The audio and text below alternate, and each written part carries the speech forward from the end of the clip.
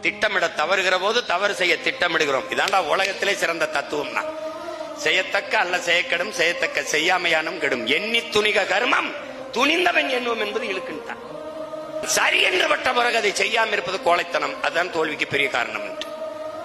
முல்லையும் குறிஞ்சியும் முறைமையில் திரியும் நிலம் நடுக்குற்று நல்ல இயல்பு இழந்து பாலை எனும் படிமம் கொள்ளும் அறிவியல். தோல்விக்கு ரெண்டே காரணம்ங்கிறார். யாரு?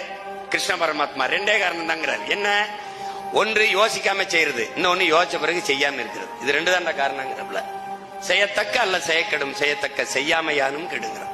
எதுலடா நம்ம குறைஞ்சிட்டோம்? எதுல குறைஞ்சோம்? பகுருளி ஆற்றுடன் பன்மலை அடுக்கத்து குமரிக்கோடும் கொடுங்கடல் கொள்ள வடதிசை கங்கை மின் இமயமும் கொண்டு தென் திசை ஆண்ட தென்னவன் வாழி. ஓ, இவ்வளவு தூரம் ஆண்டிருக்கான். சிலப்பதிகாரம் பாடினா தெரியும்.